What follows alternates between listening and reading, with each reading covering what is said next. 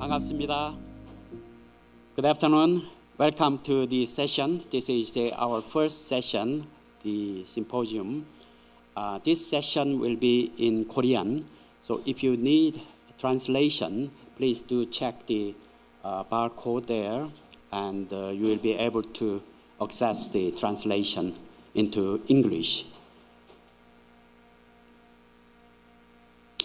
네, 여러분 반갑습니다. 이제 우리가 심포지움 첫 세션 시작하려고 하는데요. 시작하기 전에 간단하게만 광고 드리겠습니다. 이제 여러분들 이렇게 참석하신 것 감사드리고요. 특별히 이제 화장실이 필요하신 분은 저 밖에 나가면 건너편에 있습니다. 아니면 우리 진행을 맡은 사람들한테 부탁하면 되겠습니다. 여러분들이 줌 액세스가 필요하면 바코드를 사용하시면 되겠고요. 그러지 않으면 이제 여러분들 그대로 진행하시면 되겠습니다. 진행은 주 강의가 있겠고요. 그 다음에 논찬이 있겠고, 그 다음에 여러분들이 이제 질문할 수가 있습니다. 그래서 질문은 이렇게 텍스트 그거를 사용할 수도 있겠고, 아니면 줌을 통해서 여러분들이 할 수 있겠고, 또 이 자리에 계신 분들은 그냥 손을 들어서 이렇게 질문을 하셔도 되겠습니다. 그렇게 하고 우리가 진행을 하겠습니다. 네, 우리가 사실 이 심포지움을 준비하면서 여러 가지 많은 이제 노력을 하고 또 이 영성에 대해서 전 세계적으로 또 한국적으로 가장 유명한 분들을 저희가 선정을 했습니다. 그래서 이제 저희들이 컨택을 했는데 또 감사하게도 모두가 또 흔쾌히 허락을 해주셔서 저희들이 이제 귀한 분들을 모시게 되었습니다. 특별히 오늘 첫 주제 강연으로 우리 유혜룡 박사님, 제가 소개하지 않더라도 너무나 많이 알려진 분이시죠. 한국에서는 우리 영성신학에 대해서는 이제 아주 가장 권위 있는 분이신데요. 우리 유혜룡 박사님은 이제 서강대학과 장로교 신학대학원 또 포담대학교에서 이제 공부를 하셨고요. 영성학을 전공하시고 장로의 신학대학교에서 교수와 영성 지도자로서 이제 오랫동안 활동하셨고요. 그리고는 이제 정년 은퇴 후에는 모세골 공동체 교회의 담임 목사로 지금 이제 사역하고 계십니다.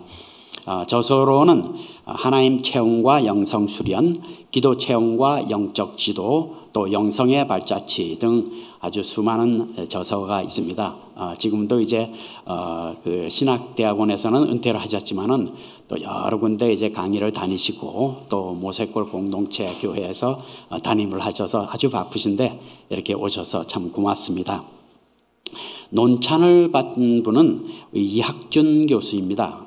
또 이학준 교수님 또 많이 알려진 분이라서 제가 자세하게 소개하지 않더라도 되는데 여기서 이제 교수로 계시고 공부는 이제 프린스턴에서 MDB와 PhD를 하시고 특히나 이제 마틴 루터 킹 주니어의 어떤 Ethics and Spirituality에 대해서 전공을 하셨고요.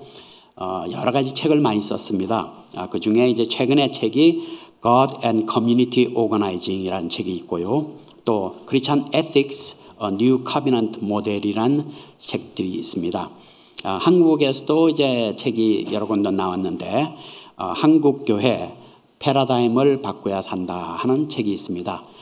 이 책은 또 세종도서 학술 부분 우수상을 받았는데 한번 여러분들 또 참고로 하시기 바랍니다. 자, 그러면 우리 류회룡 교수님 이제 나오셔서 강연해 주시겠습니다. 박수로 한번 맞이해 주시기 바랍니다.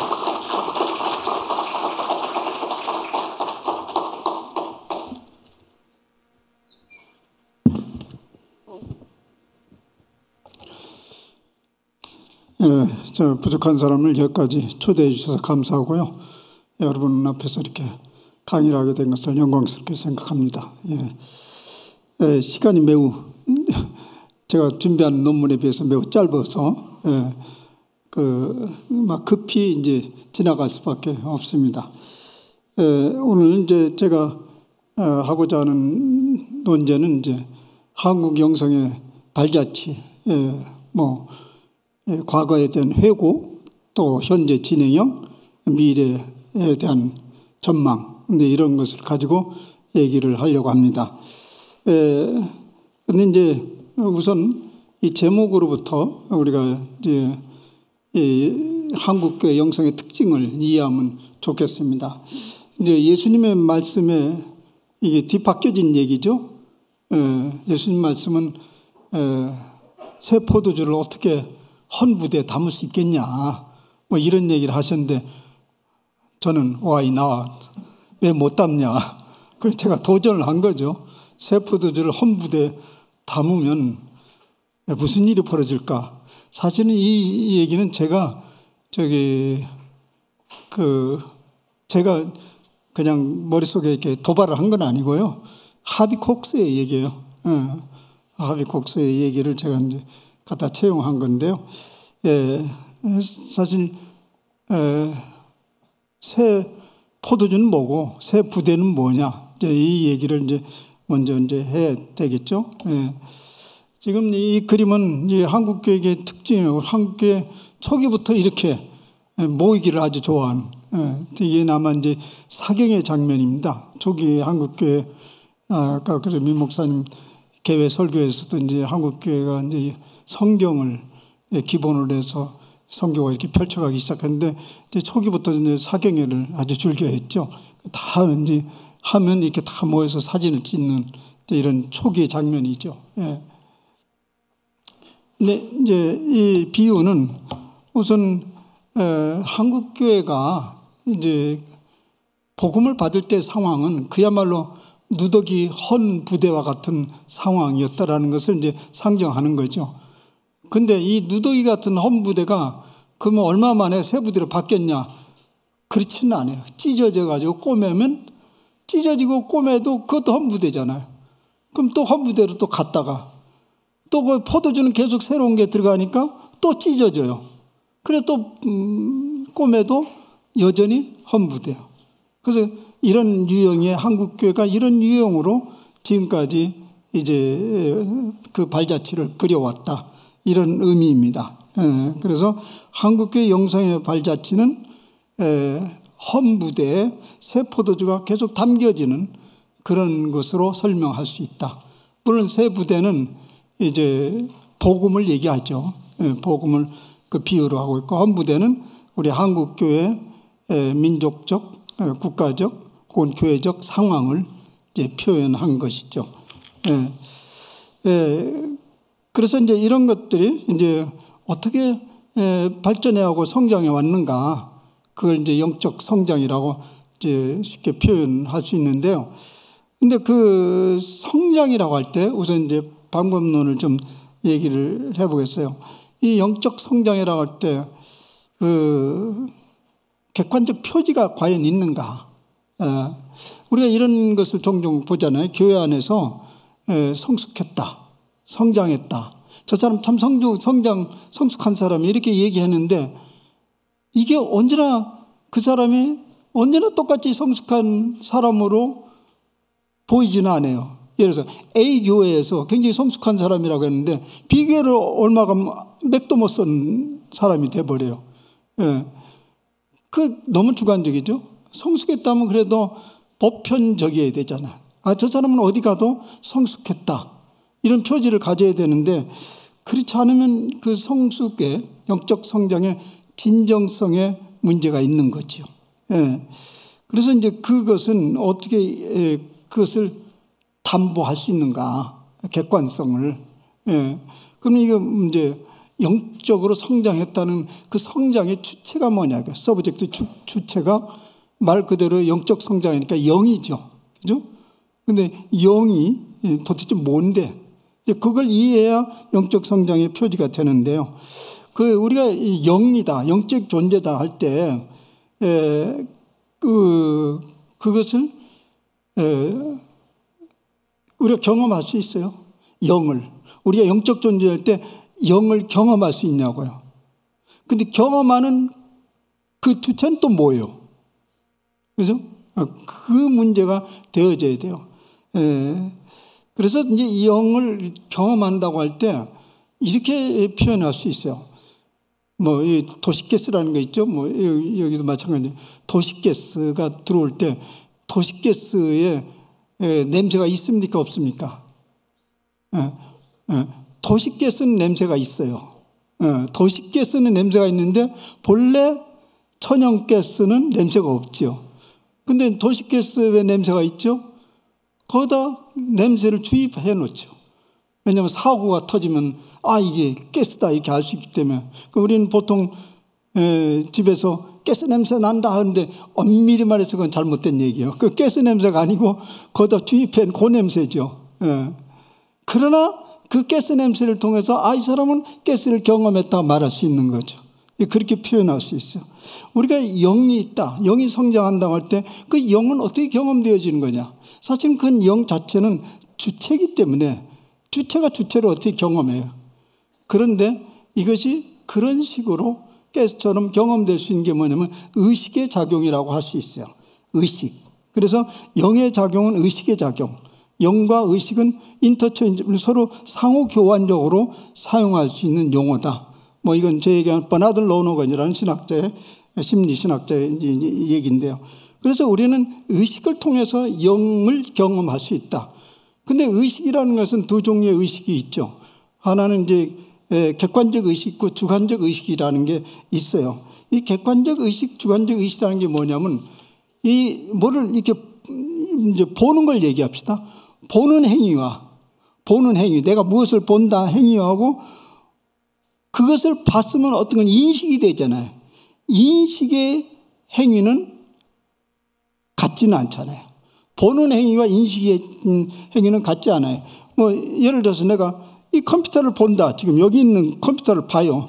내가 보는 거 직접적으로 이건 객관적. 그래서 이걸 보고 내가 여기서 비로소 어떤 지식을 습득하게 하고 이해하게 돼요. 그러면 그것은 뭘 경험했냐면 내가 보고 있는 나를 내가 경험한 거죠. 그래서 그러니까 주체가 주체를 경험하는 거죠.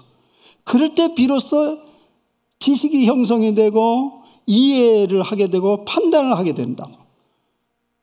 다 이해 쫓아갔죠? 이런 것이 우리 의식 속에서 반복되어지면서 이 의식의 세계가 에스컬레이팅 되는 거예요. 계속. 내가 무엇을 본다. 그 다음에는 내가 무엇을 보고 있는 나를 경험한다. 또 다시 내가 무엇을 보고 있는 나를 경험하는 나를 내가 경험한다. 이런 것이 반복되면서 이걸 뭐라고 하냐면 영의 초월성이라고 말해요. 우리 끊임없이 우리 영을, 우리 존재를 계속 초월하면서 보다 새로운 차원으로 비상되어 가는 형태를 갖다가 영의 활동이다. 이렇게 볼 수 있는. 그건 어떻게 하냐면 우리 의식을 통해서 알 수 있다. 이런 얘기입니다. 그래서 그러면서 이제 밑에 경험, 이해, 판단, 이제 가치는 결정을 하는 거예요. 이런 과정을 통해서 우리가 뭐 순식간에 뭐 결정을 하는 것처럼 보이지만은 의식의 활동을 보면 아까와 같은 객관적 의식, 주관적 의식이 계속 반복되면서 여기까지 올라가는 것입니다. 그 사이에 우리는 의식의 변화를 겪는 것입니다. 그래서 보통 이제 이렇게 되는 거죠. 맨 처음에 뭘 볼 때 주목을 하죠.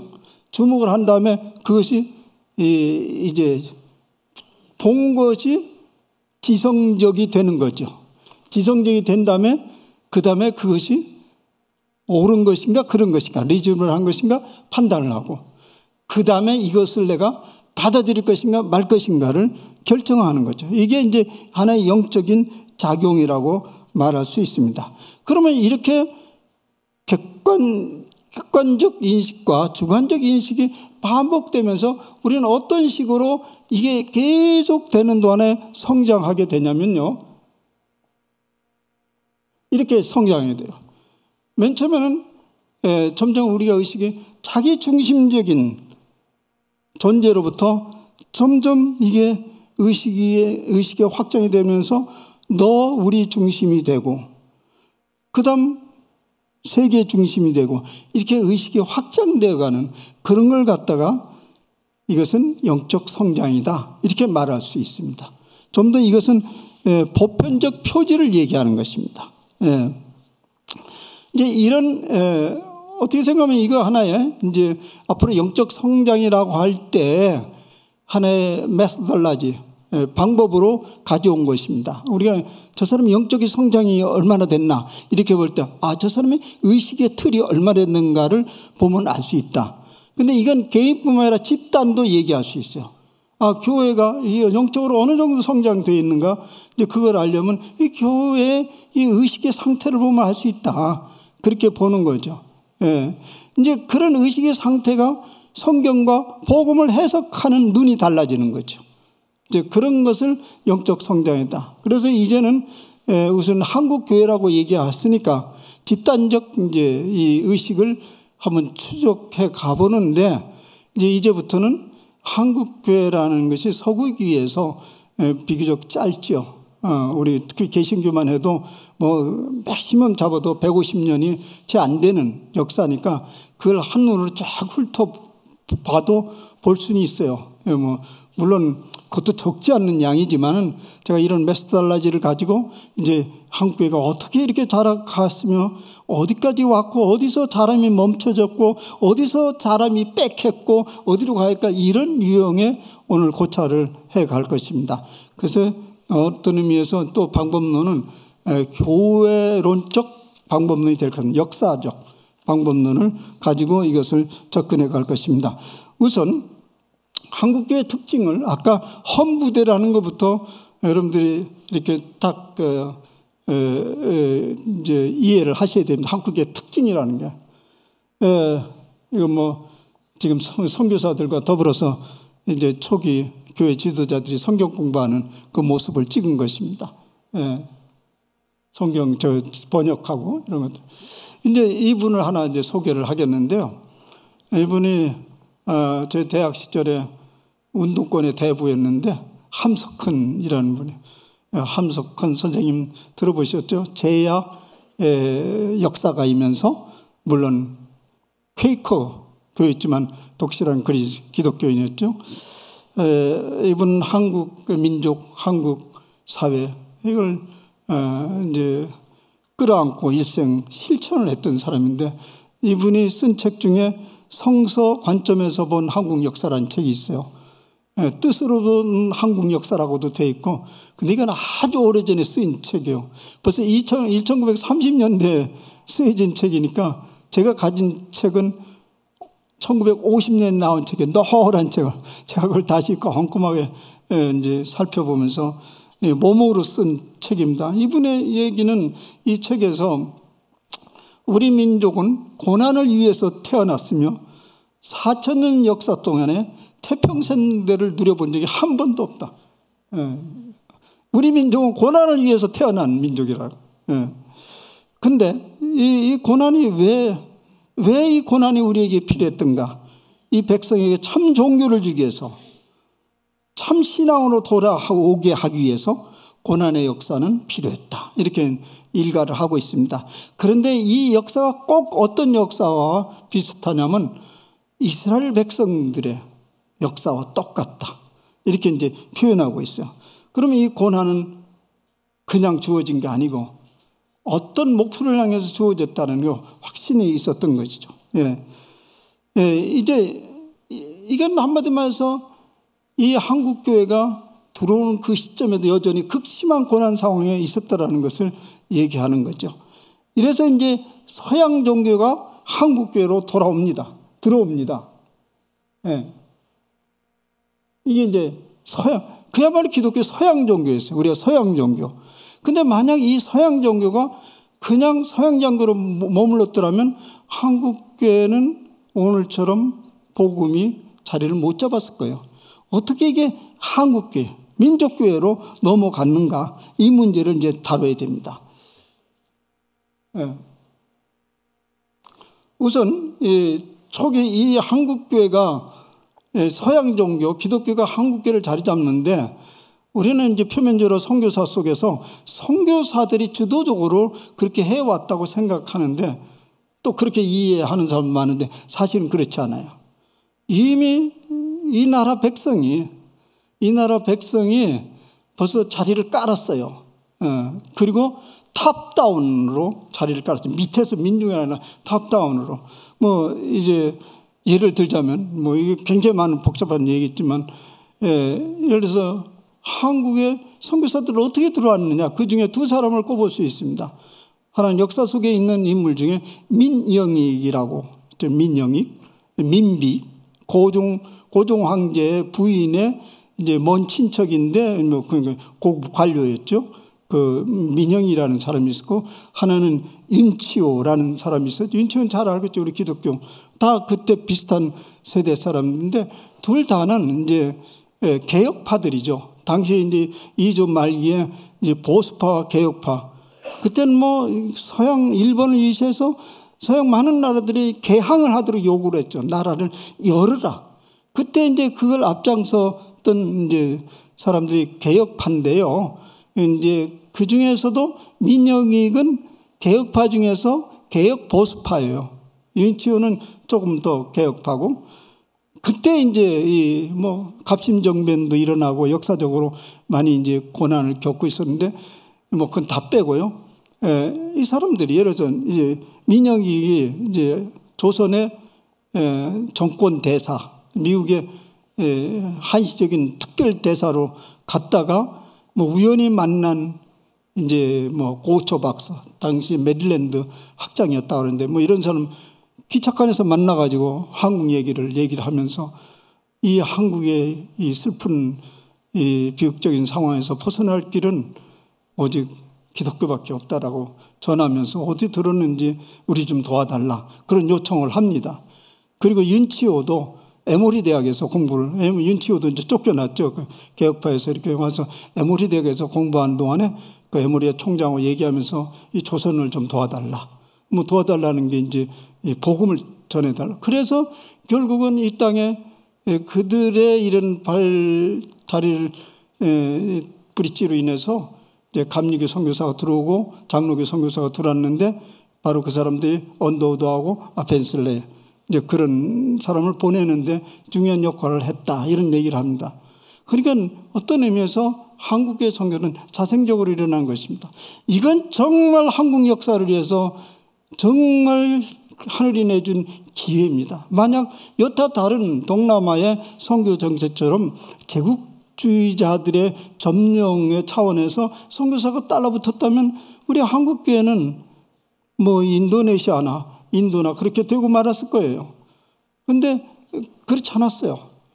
이제 그러니까 이런 민족가 아마 세계 비선교 국가 중에서 굉장히 드문 역사예요. 이제 그 다음 보면 이제 여기 그 다음에 무슨 일이 벌어지냐면, 우리가 그 아주 한국 역사 정말 비극적인 창피스러운 일이 벌어지잖아요. 민비 시위 사건이 벌어지잖아요. 안에 대낮에 그 왕이 사는 궁에 침입돼 가지고 그 누가 침입했는지 모르는 폭도들에 의해서 왕비가 처참하게 살해를 당하고, 그리고 막 그야말로 인공 화장을 시켜버리고, 이런 끔찍한 일이 벌어지면서 고종이 그때 이제 혼비백산이 됐었던 거죠. 자기 생명, 국가는 그만두고 자기 생명이 위태할 때 벌벌 떨고 있을 때 그 도와줬던 사람들이 다 선교사들이었어요. 언더우드 뭐 우리가 다 알려진 그 선교사들이 불침범을 서가면서 고종을 지켜줬어요.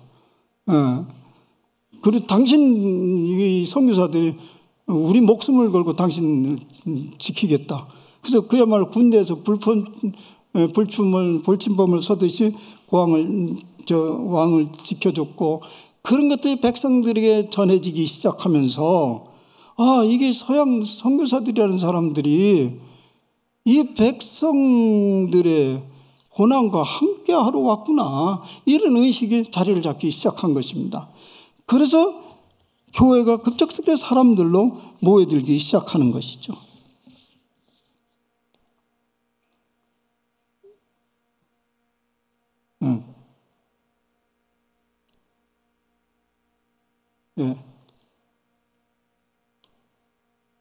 그런데 이제 이렇게 교회 사람들이 모여드는 데 있었어요. 중간 쫙 빼고 짧은 시일에 상당히 많이 부흥이 됐어요. 그런데 의문이 있는 거예요. 이 사람들이 모여드는 게 이게 신앙의 운동인가? 애국운동의 어쨌든 정치적 행위인가? 이런 의문이 들 수밖에 없어요. 선교사들은 상당히 그게 이제 염려가 됐던 거죠. 자각이 있는 신앙인인가?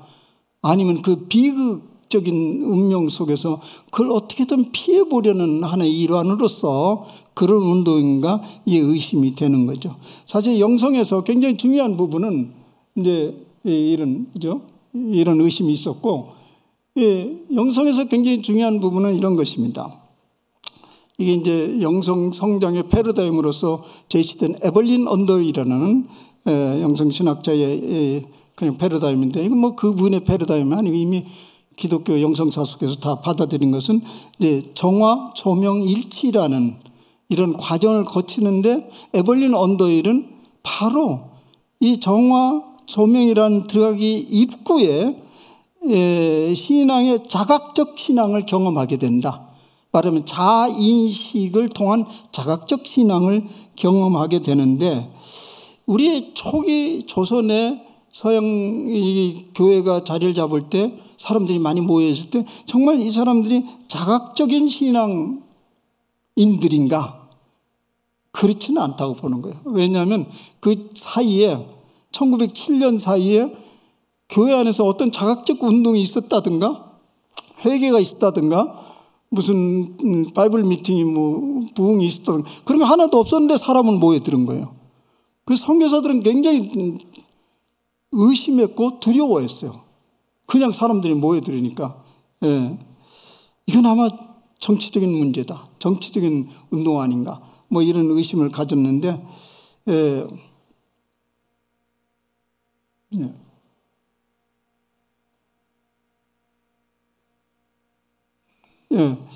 그래서 이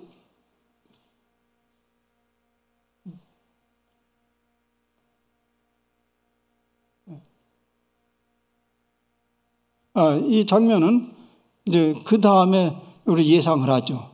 이것을 극복해야 되거든요. 자각적인 신앙운동으로 복구해야 되는데 그게 하나의 평양 대각성 운동이 일어나죠. 이건 지금 평양의 그 유명한 장대현 교회 대각성 운동 그때 일어났던 사진을 찍은 것입니다. 이 대각성 운동이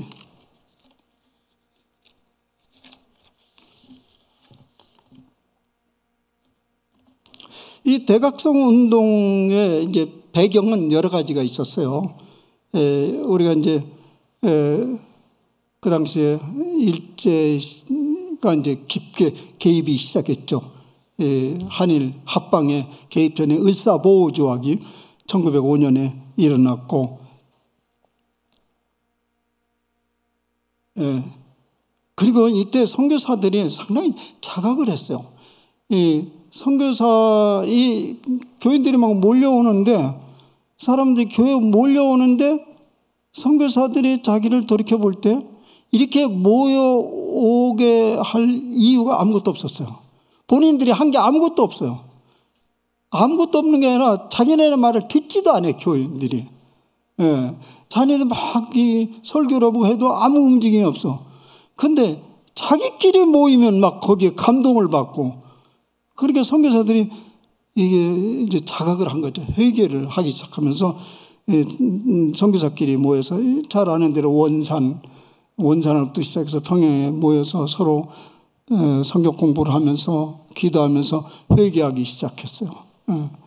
그런 운동이 되어서 이제 한국교회로 불이 붙어서 장대교회로 넘어오게 되죠. 어쨌든 이 평양 대각성 운동으로 말미암아 이 한국교회가 이제 어떻게 되냐면 이렇게 됩니다. 여기에 된 대로 이 위대한 사건으로 이 한국교회의 정신적 역사가 출발되었고, 한국교회는 그 나름대로 남다른 특성을 소유하게 되었다. 이 대각성 운동은 새로운 자아상, 새로운 민족의식, 강력한 사회의식, 세계의식을 창출하게 되었다. 그러니까 이 대각성 운동일에서 이제 명실상부하게 한국교회가 태동되었다. 이렇게 보세요. 이제 서양교회가 아닌 한국교회. 예.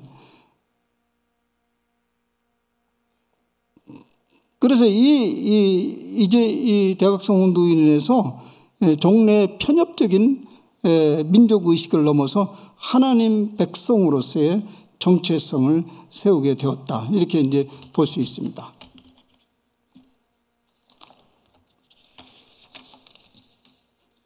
아이고, 시간이 안 되겠네요. 쭉쭉 넘어가야겠는데. 그러면 미안하지만 제가 그냥 머릿속에 있는 걸로 해야 되겠어요.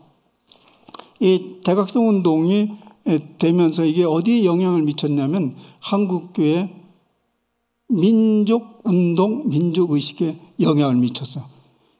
이걸 아셔야 돼요.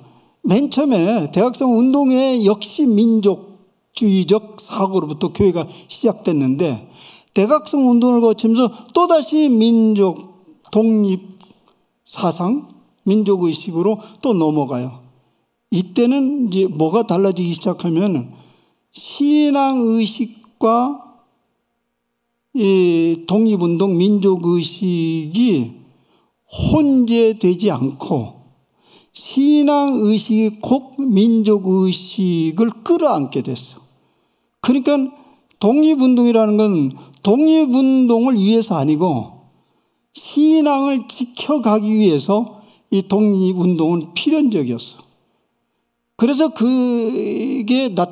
거기에 참여한 사람이 대표적인 사람이 길선주라는 사람 있죠. 대학성 운동의 주자였고 제가 봉사했던 장로신학대학교 1회 졸업생인데요. 1907년대. 이분이 이제 독립 33인 중에 하나죠. 이분은 이 독립운동을 고취시키면서 그 사람들에게 이렇게 공고를 했어요. 절대 일본 경찰에게 공격을 하지 마라. 그리고 폭력은 사용하면 안 된다. 비폭력주의를 엄히 감시했고 폭력을 사용한다면 예수님 말씀대로 칼을 사용하는 자는 칼로 망한다. 아주 엄히 규정을 했어요. 우리는 신앙을 지키기 위해서 독립을 하는 거지 독립운동 자체의 의미가 있지 않다. 이렇게 엄히 얘기를 했고요.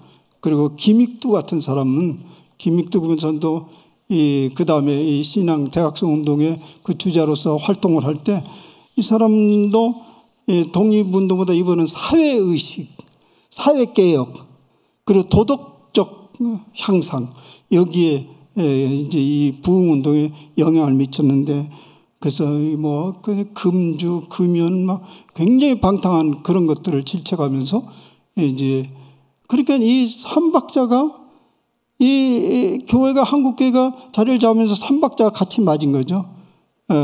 민족의식, 신앙의식, 도덕의식 이런 것들이 잘 성장해 가고 있었던 것입니다.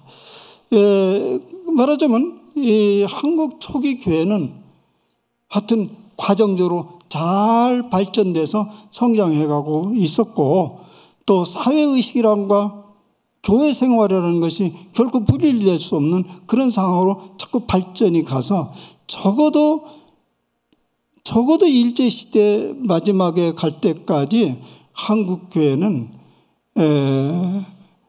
적어도 민족주의적 의식까지는 끌어올라갔어요. 교회가. 개인이라는 건 없었어요. 교회라는 것이 결국 이 교회 운명이 이 민족의 운명이고 민족의 운명이 교회의 운명이라는 그런 의식까지는 끌어올라갔습니다. 그런데 1900 이제 해방이 되고 들어오면서 6.25 전쟁 뭐 그렇게 다 포함을 시켜봅시다. 6.25 50년대 이때도 역시 부흥운동은 일어났었어요. 50년대 60년대로 넘어가면서 그 소위 이제 오순절 운동이 일어났었어요. 근데 50년대, 60년대, 70년대, 80년대 그 오순절 성령운동이 이제 그때 계속 연결되는데 약간 색깔은 다른데요. 50년대, 60년대 우리가 특이할 만한 건 뭐냐면 그때 남북 분단이 일어났잖아요. 해방을 했는데 이제 남북 분단이라는 비극이 일어났어요. 그 남북 분단이 이 신앙 성장, 교회 의식 상태에 어떤 영향을 줬는가? 이게 어떻게 하냐면 신앙이 진영 논리로 빠져가기 시작합니다.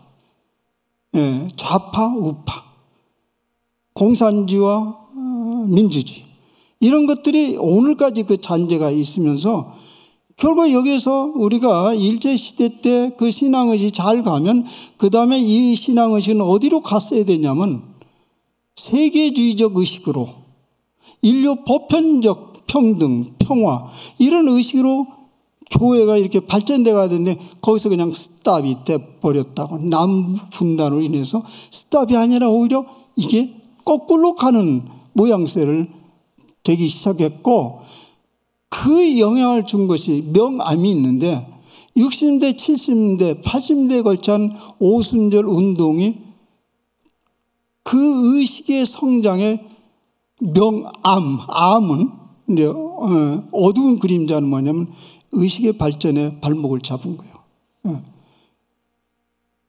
이게 국가적 상황과 이 성령운동과 어떻게 관련되냐면 이게 이제 이 성령운동에 열심히 있는 사람들이 이걸 반공 논리로 붙들어 가지고 이제 열심히 교회를 지키는 이런 사람들은 이제 반공주의자가 되고 그리고 이게 이제 이 좀 민족주의적인 이런 사고를 막 발전시키면서 교회를 끌어가려고 하는 사람들은 이제 좌파 운동이 돼버리고, 근데 이제 성령 운동도 두 가지 운동으로 갈라집니다.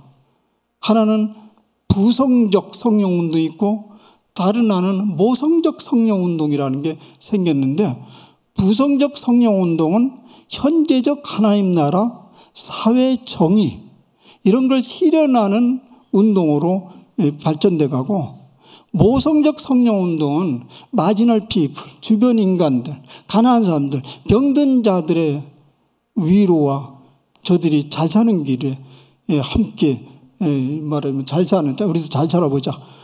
거기에 관련돼서 이제 양쪽으로 쫙 갈라지는데 결과적으로 뭐냐면 부성적 성령 운동은요 결국 대중들의 인기를 얻지 못했어요. 그래서 소수로 진보적 신학, 좌파 신학으로 자리를 잡고 그 현재적 하나님 나라 운동도 거기서 밀려나고 그다음 이제 이 모성적 성령 운동은 실제적인 사람들의 아픔 속에 가난한 사람들 개별적으로 파고 들어가지고 치유하고 그들을 어두운 그림자 나오게 하고 그러니까 사람들의 굉장히 많은 공감대를 이끌어내고 그걸 해서 교회는 엄청 성장하게 됐어요. 그중에 우리가 잘 아는 대로 이제 순분, 여의도 순분 같은 게 태동하기 시작했죠. 삼박자 구원, 오중 복음 이런 걸로 일어나서 교회는 막 성장하기 시작했는데 문제는 뭐냐면 그 교회가 이 의식은 빽했어요. 민족주의로부터 빽을 해가지고 개교의주의, 개인의 번영.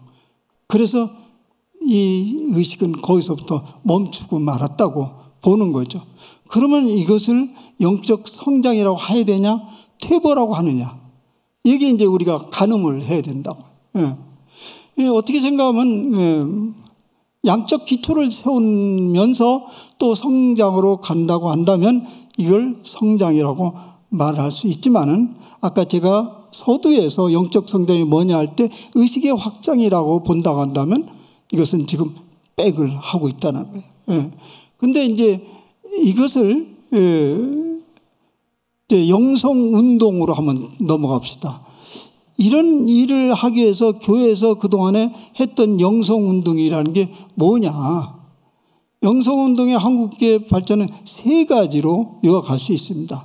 하나는 뭐냐면 가장 오래된 성경 공부였습니다. 이 성경 공부가 초기에 대단히 영향을 미쳤는데 후기에서 80년대, 90년대 성경 공부는 이제 좀 더 다른 조직적인 차원의 성경 공부를 하게 되는데, 그때는 이제 예를 들어서 전통적인 구속사적 입장에서 성경 공부를 하게 되죠. 구원이 뭐냐? 개인 구원을 얘기하는 거예요. 개인 구원적인 차원에 집중해서.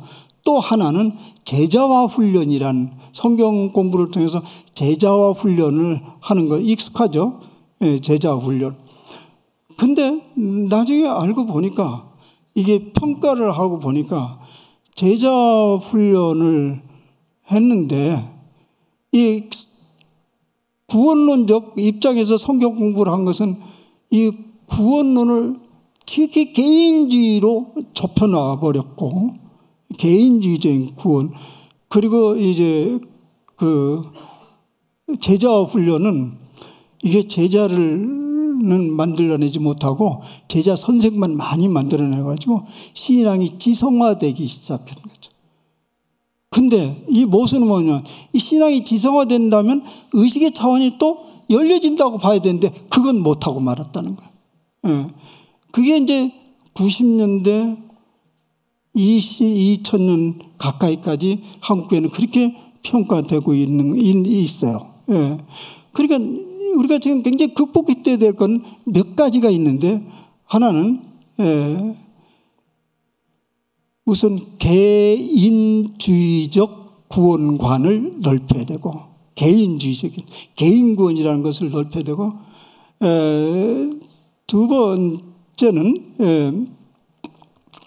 우리가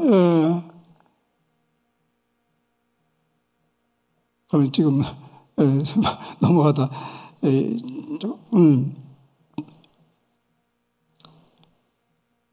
그 개인주의적, 그 다음에 미안합니다. 지금 빨리빨리 시간에 쫓겨다 보니까 넘어갔는데, 예. 이제 개교회주의적 그것을 극복해야 되고, 이제 성경 공부를 한다고 할 때 이게 이제 이 성경 공부의 폭을 넓혀서 이제 의식을 확장시키고 그래야 되는데, 너무나 개인주의적 그런 것들이 이제 이 교회를 성장하는데, 의식으로 성장하는데 문제가 일으켜놨다, 그렇게 생각할 수 있고요. 그리고 근데 그러나 이런 건 상당히 극복됐어요.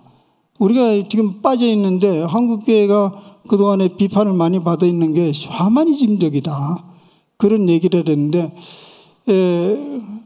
하비콕스는 또 이런 얘기를 했어요. 한국교회의 부흥운동에 굉장히 중요하게 영향을 미친 것은 샤머니즘이다. 그래서 한국교회 성장의 지위는 크리스찬 샤머니즘이 개입되어 있다.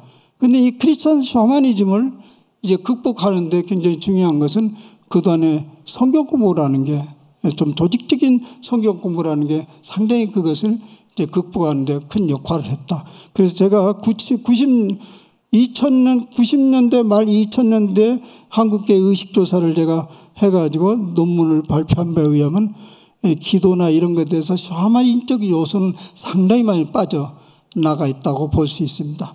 그래서 최근에 2000년대에 들어와서 새로운 한국교회 운동은 역시 성경은 붙들고 있습니다. 성경은 붙들고 있는데 성경을 사용하는 방법이 바뀌어져 있는데, 공부보다는 묵상 운동이 이제 벌어졌어요. 소위 우리가 잘 아는데 큐티 운동을 이제 알고 계시죠? 큐티, 그리고 최근 2000년대에서 관상 운동, 렉지오 디비나 등등 성경을 묵상하는 다양한 방법들이 지금 활발하게 일어나고 있습니다. 이 부분은 지성화로 머물지 않고 스피리추얼 포메이션에 기여를 하기 위해서 새롭게 제시된, 그 이제 서양에서 영성신학을 공부하고 들어온 사람들이 그런 것들을 제시하면서 그런 운동이 이제 활발하게 벌어지고 있습니다. 근데 이런 것들이 앞으로 잘 정착이 돼가면 앞으로 교회가 좀 더 새로운 의식이 열려질 것 같고요. 하나 정말 극복해야 될 것은, 우리가 남북의 이 문제를 해결해야 되는데요. 이 남북이 해결되지 않는 한 사실은 의식의 확장, 세계주의 확장 이런 것들은 대단히 어렵다고 생각이 됩니다. 그런데 조만간에 우리가 통일될 희망은 없지 않습니까? 그러면 이걸 어떻게 극복하냐? 교회 안에서라도 화해 운동이 적극적으로 일어나서 화해. 그래서 좀 교회 내 진영 논리를 끝나고 그리스도의 화해 운동이 계속 일어나서 이게 세상의 정치적 그 논리와 좀 더 구분되는 성숙된 신앙의식이 일어나야 되는데 아까 그런 영성운동을 좀 적극적으로 해간다면 성서를 기반한 묵상운동, 묵상생활이 적극적으로 되어져 간다면 그런 부분을 열어갈 수 있지 않겠는가. 이제 그런 부분들은 최근에 우리 영성을 한국의 90년대로 들어가서 영성신학, 영성운동이 활발하게 일어나고 있습니다. 그런 사람들에 의해서 적지 않은 영향을 좀 주고 있다고 봅니다. 그래서 앞으로 미래적 얘기는 이제 이 남북 문제 굉장히 중요하고 그 다음에 세계의식이라는 건 다른 게 아니고 세계 사람들이 다 공유하고 있는 문제를 함께 우리도 고민하고 해결해 갈 수 있는 그런 의식이 한국교회에 있어야 되는데 바로 그것이 화해운동, 평화운동, 그리고 탄소 중립의 생태운동 이런 것들이 이제 한국교회가 끌어가야 될 굉장히 중요한 과제다. 이렇게 이제 미래 영성운동의 방향을 제시하겠습니다. 뭐 부족한 것은 지금 급히해서 우리 질문 나오면 보완하기로 하겠습니다. 감사합니다.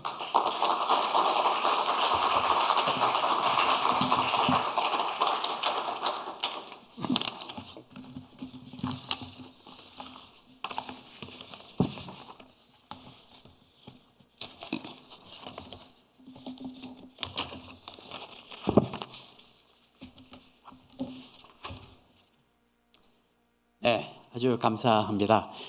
여러분들 이제 질문 있으시면 또 질문 이렇게 그 메모를 하시기 바랍니다. 이제 논찬이 있게 되겠는데요. 특별히 이학준 교수님은 사정상 참석을 못하고요. 비디오로 하도록 하겠습니다. 네.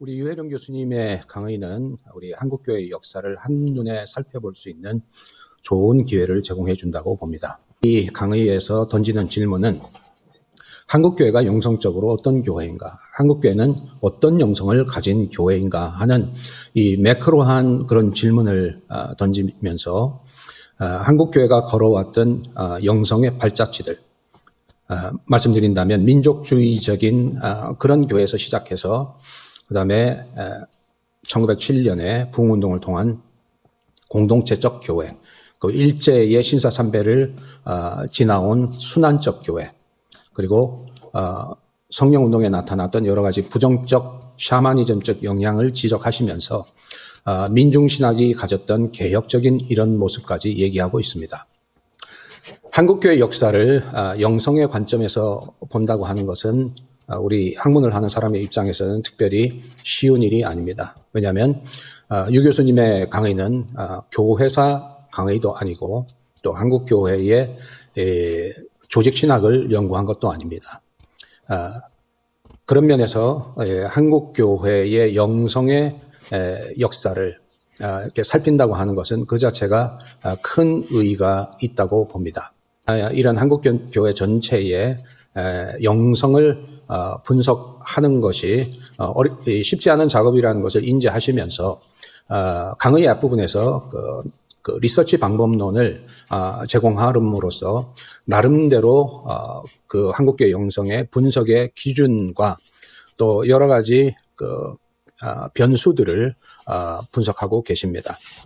특별히 이 중에 이 로너간의 이론을 바탕으로 그 의식을 영성의 정의로 삼고 영성 성장을 의식의 확산으로 보고 바로 이 의식의 확산을 개인과 공동체의 영성의 성숙을 측정할 수 있는 객관적인 기준으로 잡은 것은 나름대로 설득력이 있다 이렇게 이해되어집니다.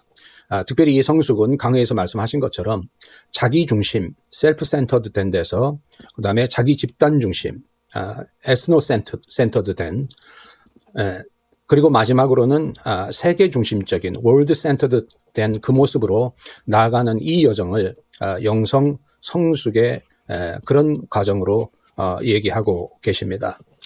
이런 기준들을 우리 한국교회의 영성의 역사에 적용해서 결국 한국교회가 공동체적, 세계 중심적, 또 어떻게 표현하면 우주 중심적으로 성장해 나가는 이것이 영성적으로 성숙해 나가는 교회의 모습이다. 이런 제안을 하고 계신 것입니다. 바로 이 부분은 어떤 면에서는 오늘 한국교회가 많이 비판받고 있는 개교회 중심, 자기 집단 중심 또는 집단 이기주의에 대한 그와 같은 직간접적인 비판으로 이해할 수도 있습니다. 우리 유 교수님의 이론을 바탕으로 해서 부족하지만 제가 나름대로 한국 교회의 역사에 대해서 이해하는 부분, 그 부분에 대해서 몇 가지 질문을 던지고자 합니다. 첫 번째는 한국의 초기 교회에 대해서, 그러니까 1907년 대부흥운동 이전에 우리 한국 초대교회를 어떻게 봐야 되느냐 하는 것입니다.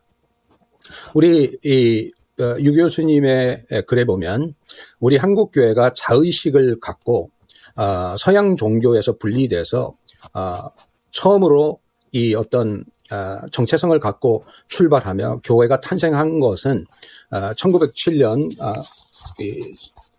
대부흥 운동으로 보고 계신데요. 저는 여기에 대해서 몇 가지 질문이 있습니다. 첫 번째는 진정한 교회가 태어나기 위해 종교적 대각성 운동, 그런 Religious Awakening Movement가 꼭 있어야 하는 것인가? 우리 교회 역사를 보면은 이런 대각성 운동이 일어났던 그런 여러 국가들도 있죠. 대표적인 것이 미국의 1차, 2차 대각성 운동이었죠. 그렇지만 이것이 없는 상태 속에 있어서도 얼마든지 교회는 탄생될 수 있고 성령께서 역사하실 수 있고 또 성도들은 신앙의 경험을 가질 수 있다고 보기 때문입니다. 이 말씀을 드리는 이유 중에 하나는 우리 초대 선교사인 언더우드 선교사님의 경우에 있어서는 사회 사업만이 아니라 한 40여 개의 교회 개척에 직간접적인 도움을 주었고 성경 공부와 전도를 위해 전국을 여러 번 순회한 것을 볼 때 이런 선교사들의 역사를 통해서 한국 교회가 나름대로 정체성을 가진 교회로 태어나기를 시작했다고 봅니다. 특별히 우리 한국 교회의 그 선교 역사를 보면 선교사가 오기 전에 이미 황해도 소래에 교회가 세워졌던 것들이라든지 성경책의 일부가 번역돼서 들어왔던 이런 것들을 본다면은 한국 교회의 출발점을 과연 1907년으로 잡아야 될 것인가 하는 이 문제 한번 짚어봐야 될 거라고 보고요. 두 번째는 영성과 민족주의의 관계입니다. 오늘 우리 유 교수님의 글을 보면 아까 말씀드린 것처럼 의식의 확산을 영성의 성장의 한 부분으로 본다면 그것이 자기중심적인 데서 그 다음에 집단중심, 그 다음에 세계중심으로 나간다면 저는 1907년 이전의 한국교회는 설사 자기 집단 중심적인 것, 그러니까 민족주의적인 것이 있었다고 하더라도 이거는 자기 중심적인 이기적인 형태 아니면 아주 소화적인 형태의 영성보다는 발전된 형태였다 생각합니다. 물론 선교사들을 등에 업고 또 거기에서 보호받으려고 했던 이런 경향들이 있었지만 당시에 많은 이 민족 정신을 갖고 백성들을 사랑하고 민족을 사랑하는 이런 사람들이 이 교회에 또한 많이 모여서 후에 우리 민족의 자랑스러운 지도자들이 됐다 하는 점을 생각을 하면 우리 1907년 이전에 우리 한국 초대교회는 그것이 세계 중심적인 데까지는 못 나갔다고 하더라도 최소한 민족을 사랑하는 그런 의식, 그 면에 있어서는 오늘의 이기적이고 자기 집단 중심적인 그 한국 교회보다는 훨씬 더 앞선 영성의 상태가 아니었나 이 생각을 하고요. 그 다음에 1907년 대각성 운동에 대한 비판 중에 하나는 결국 이 운동이 우리 유 교수님 말씀하신 것처럼 공동체 형성으로도 나아가고 또 길선주 목사님 같이 어떤 3.1 운동으로 이렇게 뻗어나갔지만 동시에 여기서 탄생한 신비주의 그리고 여기서 나온 아주 좁은 의미의 어떤 그런 복음주의 이 부분들이 결국 우리 그 한국교회 영성을 탈사회적으로 비역사적으로 만드는데 공헌한 부분도 적지 않다고 저는 그렇게 생각을 합니다. 특별히 1905년 이후 을사늑약 이후에 많은 선교사들이 우리 기독교인들이 정치적인 이런 문제 반일운동에 참여하는 것에 대해서 걱정한 나머지 우리 한국교회의 흐름 자체를 비정치적이고 비사회적으로 만들려고 하는 그런 여러 시도가 양성적, 음성적으로 있었다고 하는 것을 생각할 때 우리가 1907년 신앙 대부흥운동, 대각성 운동을 과연 우리 영성의 역사의 입장에서 어떻게 봐야 할 것인가? 이거를 긍정적으로 봐야 할 것인가? 아니면은 어떤 면에 있어서는 우리 민족을 껴안는 깊은 측면의 그런 뜨거운 열기 그것이 더 나가면은 3.1 운동과 같은 non-violence, 그러니까 비폭력적인 그걸 통해서 세계와 함께 어우러질 수 있는 그런 운동으로 다른 모습으로 뻗어갈 수 있지 않았을까 이런 생각을 한번 해봅니다. 그 다음에 제가 가지고 있는 질문 중에 하나는요. 우리가 그 영성에 대해서 이해할 때 신학의 역할이라고 하는 것이 과연 뭐냐. 물론 신학은 영성의 생활을 해석하고 또 우리 종교적 경험을 바탕으로 하지만 신학이라고 하는 것 자체는 또한 이성을 사용하는 것입니다. 그래서 그 면에서 한국교회 안에 다양한 교파들이 있고요. 동시에 이단들도 굉장히 많이 있는데 이 중에서 영성 성장을 위해서 신학이 해야 될 독특한 역할들은 무엇인가?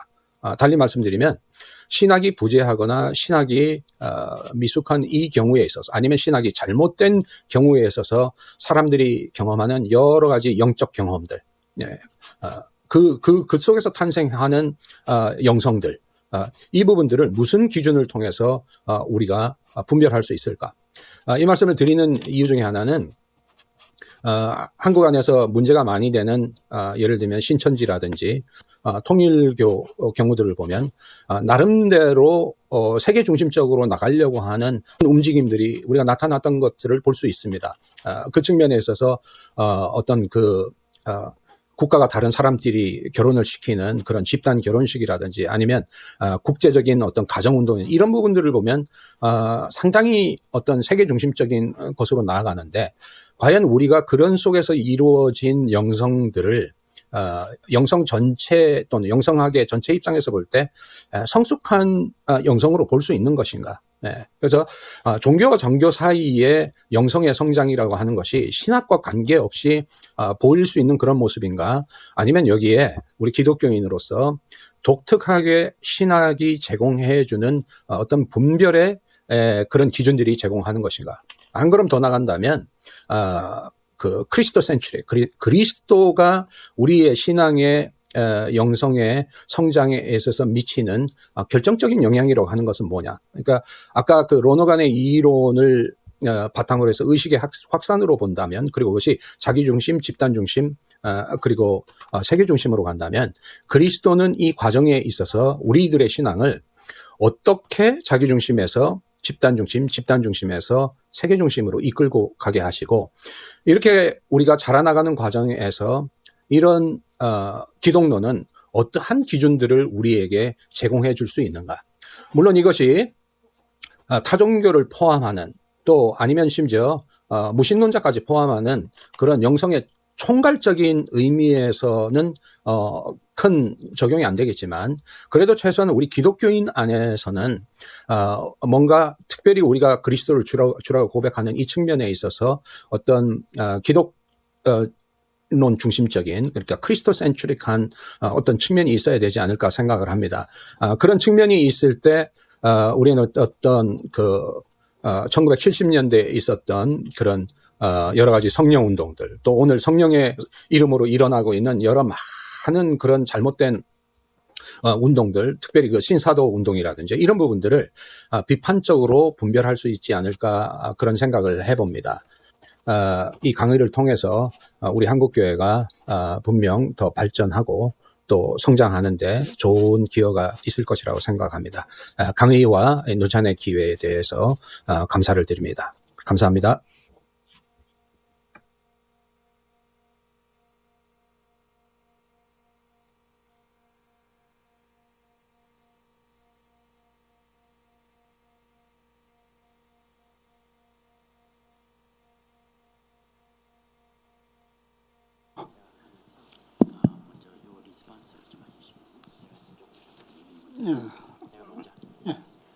네, 지금 아주 강의와 논찬 아주 감사합니다.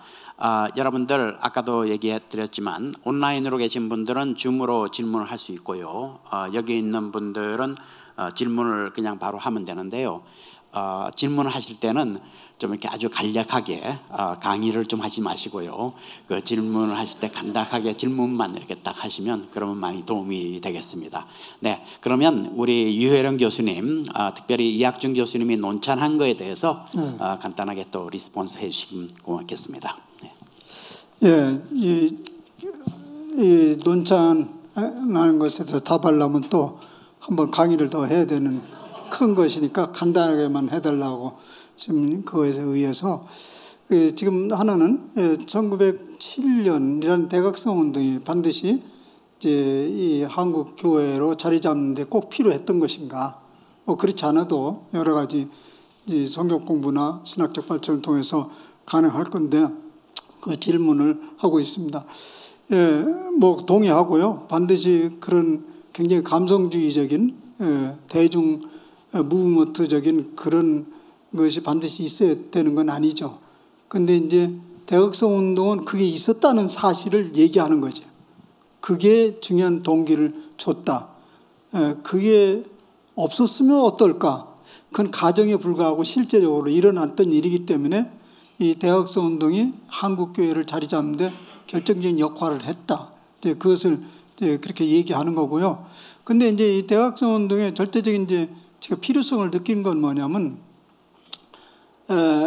진정한 그리스도인이 대각성을 통해서 됐냐 안 됐냐 그보다도 서양 종교가 한국 교회로서 자리를 잡는 것, 그것이 대각성 운동에 상당한 이제 영향을 받았다. 왜냐하면 아까도 이제 논찬에서 나온 대로 당시에 한국 교회 지도자와 선교사들과의 갈등이 많이 있었어요.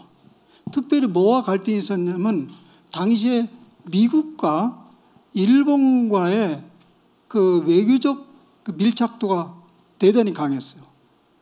그래서 이 선교사들이 그 일본 사람들에게 협력을 비교적 많이 하는 쪽으로 기울어진 사람이 많아요.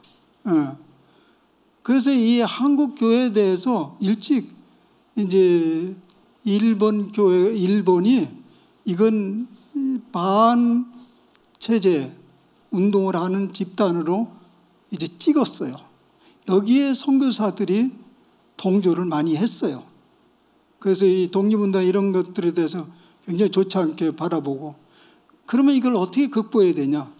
이 한국교회가 한국 지도자의 주도로 가야 이게 가능한데, 그것이 1907년을 통해서 그 주도권이라고 할까, 지도력을 잡았다, 이렇게 볼 수 있습니다.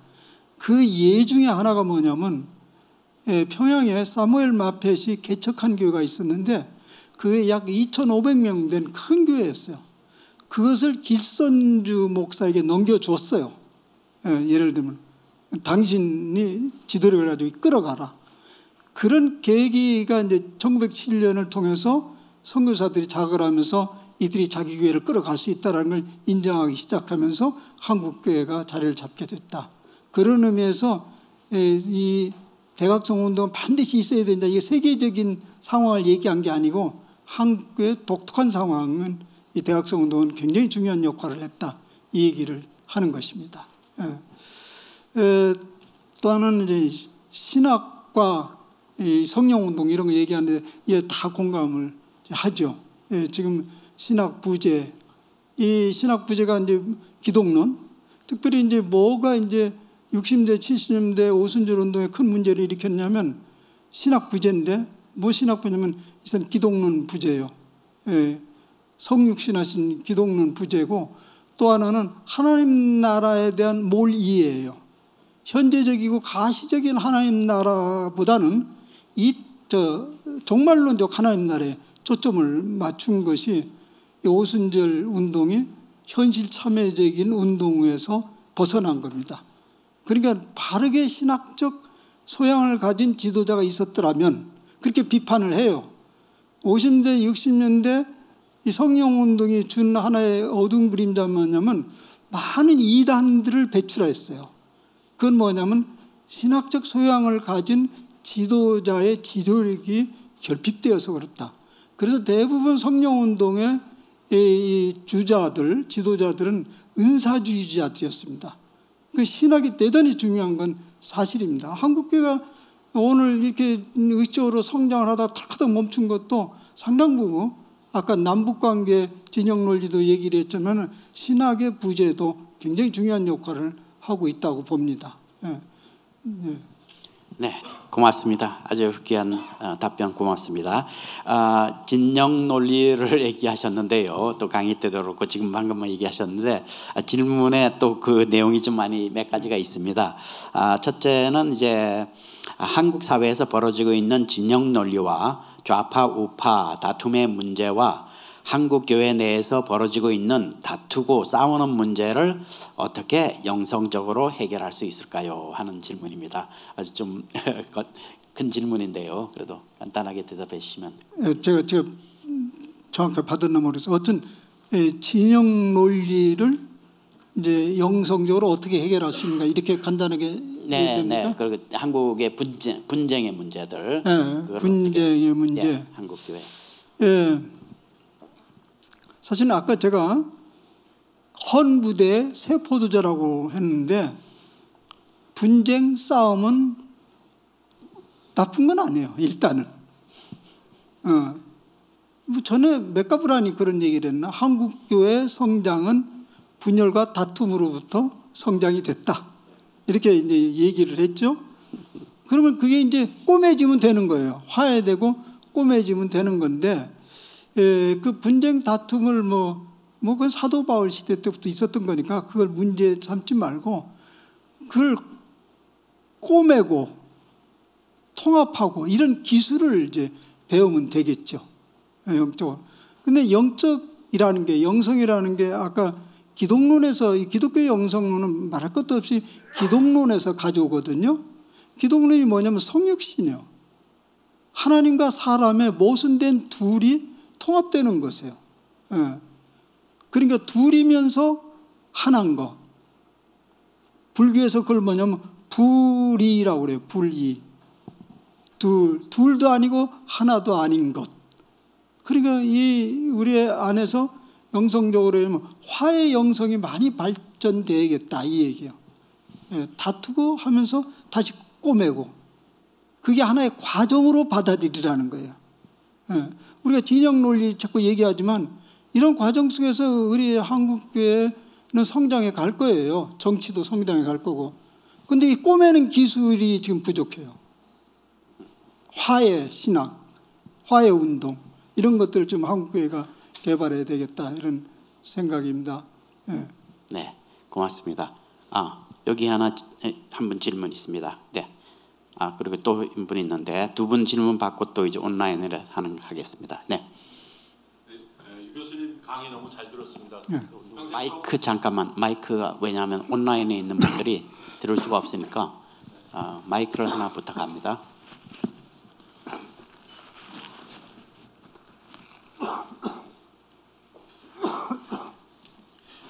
유 교수님 강의 너무 좋았습니다. 평생 동안 이 주제를 가지고 실험해 주셔서 너무 감사드리고요. 제가 여쭙고 싶은 것은 미래형 모델입니다. 유 교수님께서 평생 동안 이걸 하셨는데 수많은 제자들을 키운 것으로 그 제자들 가운데 청출어람이라고 유 교수님을 능가해서 새로운 부대에 새수를 붓는 제자들이나 새로운 미래형 모델이 있다면 한 두세 가지만 간략하게 소개해 주시면 어느 방향으로 이게 미래가 발전되는지 영성의 발전 방향에 대해서 좀 가늠할 수 있지 않을까 싶어서 질문을 드립니다. 지금은 특정한 인물을 얘기하는 겁니까? 아니면 모델이나 인물도 좋고요. 예. 글쎄요. 이제 모델보다 제가 해왔던 일 중에 하나는 영성이라는 주제를 넓게 펼치는데 이제 한 역할을 했다고 봐요. 그거에 대해서 전혀 이제 어떻게 문외한적인 그런 분야에 그러면서 이제 그것을 저는 그동안에 해왔던 것은 그 이론적 그런 기반을 닦는 것뿐만 아니라 이제 한국 교회에서 요구하기를 이론뿐만 아니라 실체적으로 실천하는 그런 것까지 무리하게 저에게 많은 요구를 해서 제가 학교에서 한 일은 티칭만 한 게 아니고 학생들 스피리추얼 포메이션 그 일들을 해갔어요. 그래서 제가 뭐 영향을 줬다고 하는 건 뭐냐면 스스로 자기의 스피리추얼 포메이션을 하는 어느 정도 가이드라인은 제시해 줬다 생각이 듭니다. 그 중에 하나가 이제 아까 제가 이제 주로 많이 안 다뤘는데 이제 기독론에 많이 초점을 맞췄는데 예수님은 우리가 정말로 믿을 구세주뿐만 아니라 쫓아가야 될 완성된 한 인간의 모델 아니냐. 이제 그것을 이제 제시해 주는 역할을 했고 그 훈련 방식을 제시를 했습니다. 그 중에 하나가 뭐냐면 인간 예수에 대한 표상을 우리가 어떻게 실현해 갈 수 있는가. 거기에 초점이 많이 줬습니다. 그래서 이제 그것이 이제 구체적인 방식은 복음 관상 운동 이런 일들을 하면서 예수가 실제적으로 우리 삶에 실현해 가는데 모델이 될 수 있다. 실제적으로. 그거 제가 지난 오랜 시간 동안 한 일입니다. 그래서 제가 목회도 그렇고 현재적이고 가시적인 하나님 나라를 이뤄가는 것이다. 인간 예수를 우리 의식 안에 우리 존재 안에 형성해 가는 것이 영적 여정이다. 이런 부분을 많이 강조를 했습니다. 그래서 그런 훈련도 많이 하고 있고 지금 우리 제자들이 그런 것이 무엇인지는 많이 지금 알고 있다고 봐요. 네, 고맙습니다. 우리가 시간이 거의 다 갔기 때문에 지금 이제 저쪽에서 멈추라 그러는데 제가 이제 질문들을 그냥 읽겠습니다. 그러면 끝난 다음에 또 여러분들 같이 하시고 또 그 휴식 시간에 또 다른 시간에 한번 그렇게 대화를 하시기 바랍니다. 질문 중에 이제 결국 남북 분단으로 말미암아 한국 교회가 진영 논리로 빠지게 되고 한국 교회의 의식적인 성장도 퇴보했다는 것으로 이해됩니다. 그리고 그 틈을 개인적 구원 영성이 파고들면서 양적 성장은 일어났지만 의식적인 흐름은 퇴보한 것이고요. 그래서 되게 일정해졌는데 질문이 한국 교회가 개인 구원과 편협한 진영 논리에서 벗어난 의식의 확장을 이루기 위해서 묵상과 관상 외에 어떤 영성의 실천이 있는지 그런 거에 대해서 물으셨고요. 또 하나는 뭐 거의 비슷한 내용입니다. 기독교 영성이란 의식의 확장도 포함하지만 영성의 본질은 그리스도의 형상을 이루어나가는 것이 아닐까요? 하는 질문이고요. 또 비슷한 내용인데 영성에 대한 의식의 확장에 대해서 동의하며 그리스도의 형상을 이루는 영성에 대해서 듣고 싶습니다 하는 내용입니다. 그러니까 거의 이제 비슷한 질문인데요. 이제 아마 질문 이제 시간이 너무 지났기 때문에 우리가 또 시간을 맞춰야지 다음 시간도 이렇게 연결이 되니까요. 우리가 그 할 수는 없고요. 우리가 일단은 이제 마치도록 하겠습니다. 교수님 마지막으로 또 하실 말씀 있으시면 하시고요. 그냥 마셔도 되겠습니까? 네. 마지막 날 또 무슨 얘기 있습니까? 네, 그때 또 그렇죠. 얘기해도 될 맞습니다. 것 같습니다. 예, 마지막 날 우리가 또 파넬 세션이 있으니까 예. 그때 참석하셔서 지금 이제 질문도 우리가 그때 대답하고 하면 되겠습니다. 네, 그러면은 우리가 이제 교수님 참 강의 너무 귀한 강의 아주 고맙습니다. 그래서 우리 같이 다 같이 뜨겁게 한번 박수로 하시기 바랍니다. 네. 그러면 이제 우리가 마치도록 하겠는데요. 한 15분간 휴식이 있겠습니다. 저 밖에 나가서 커피를 드시고요. 이곳에 2시 40분까지 오시면 되겠습니다. 2시 40분에 우리가 다시 시작하겠습니다. 고맙습니다.